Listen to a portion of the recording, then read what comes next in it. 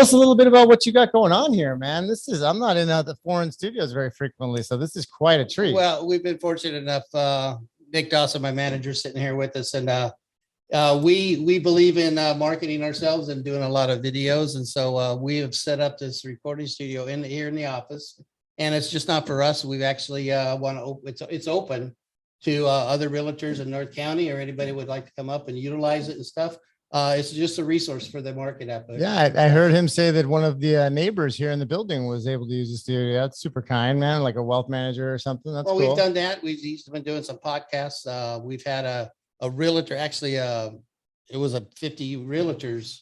They did a event here. It was pretty cool. So we had a podcast going on when we had that event going on. So it's like I said, it's something just in order in today's market, you have to be out on social media, right? So we wanted to set up the resources for people to use. Well, unless you're living under a rock in real estate, recession or not, you need to do more video. And I love it because it allows you to insert a narrative into your customer's mind. I agree. Otherwise, they'll find it somewhere.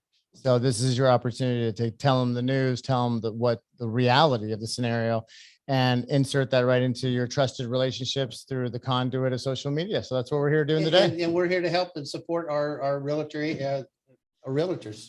It's an awesome resource. Let me tell you, I am comfortable. I do a lot of different studios and Facebook Lives and stuff, and this is awesome. The audio, and we even got some buttons over there. We got any Anchorman or anything we can drop on these guys? Oh yeah, we can drop some Anchorman in here. Let's have fun.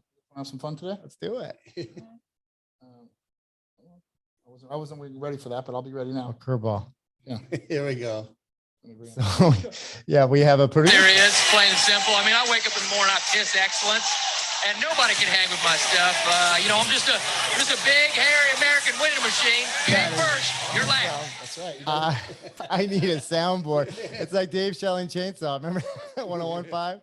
Yeah. Oh man. So cool. So what is title insurance? Yeah, that's what we were talking a little bit about before the show, and it's really the clean slate or the empty canvas or Ticor title putting their head on the chopping block to say to an incoming lender on a refi or to an incoming buyer on a property that have a clean bill of health on that title, meaning that no encumbrances, no financial debt, no encroachments will be something moving forward that the incoming buyer is going to have to resolve. That title indeed has resolved that prior to the new lender coming in doing the takeout loan or the new buyer coming in to ownership on that property. Well, I've got a couple of questions for you. Okay.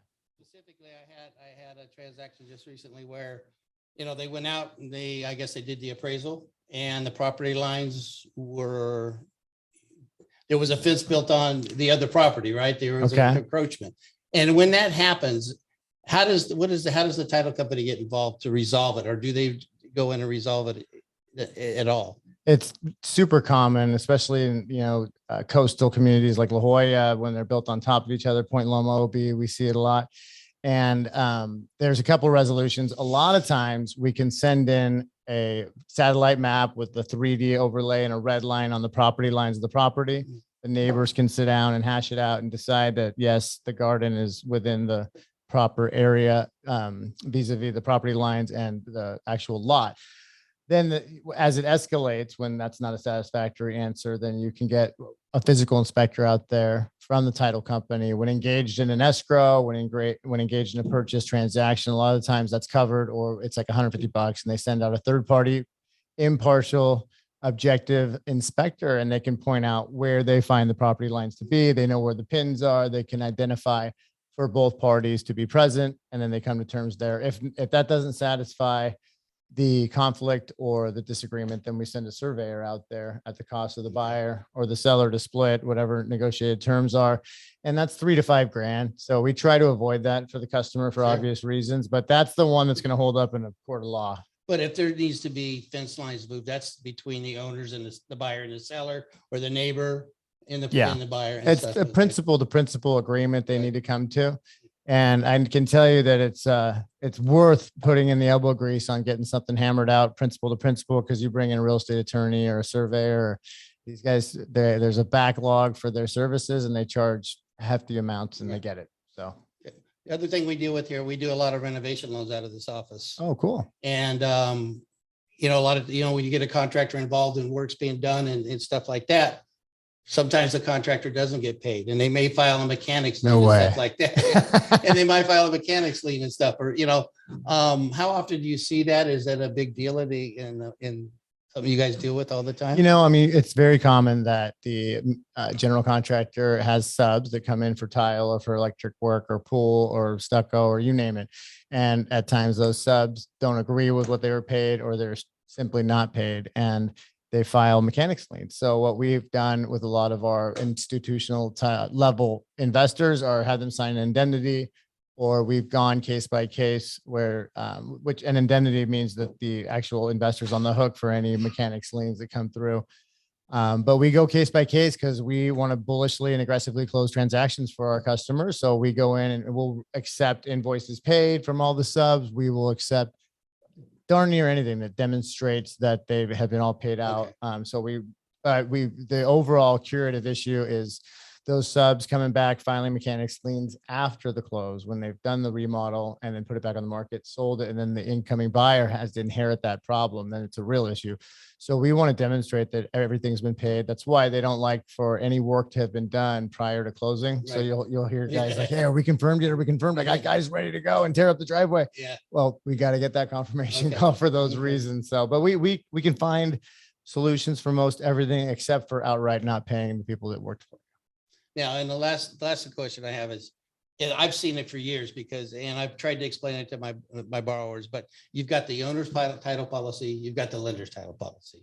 Yeah. And what confuses them is when we do our closing disclosure or the estimate, it shows the owner's title policy on the purchase as a buyer cost. Right. But it switches at the end. How does that? Well, all I mean, work? typically in a purchase transaction, the seller will foot the bill for the owner's policy, but the owner's policy actually protects the incoming buyer, Okay. right? The seller pays for it unless it's negotiated differently, but that's the default setting on the CAR contract, if you will. Okay. And so why two policies? As we get that question quite Yeah. a bit, because it covers the same thing. And then, so the CLTA Alta policy is something that the seller typically pays for, covering incoming buyer. And then the buyer, most properties are usually leverage some kind of a mortgage to buy in California. It's not cheap.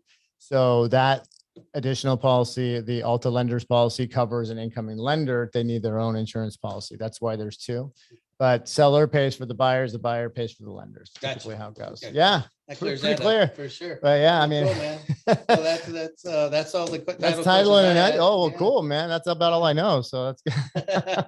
Yeah. Well, So, good. well, I just wanted to say, what does Loan Depot have going on? I know you guys have some exciting Well, things on the horizon, some events. I know that there's foosball, there's ping pong, there's a shuffleboard, and tons more flat screen TVs than than I could count. So it looks like a party out there. Well, I've got to tell you, we've got the way we set up the office is to make it comfortable for people to come in and enjoy the space if we're having a get together or if we're serious and doing business. But it's a comfortable place to work and a comfortable place to socialize and stuff. Okay. So What about our big summer party, Dave? Yeah, on that note, this weekend on Saturday from 4 to 7, Okay. we're having a summer blowout. Really, we're going to take over the parking lot. We're going to have some food trucks. We're going to have a live band. We're going to have some jumpies for the kids.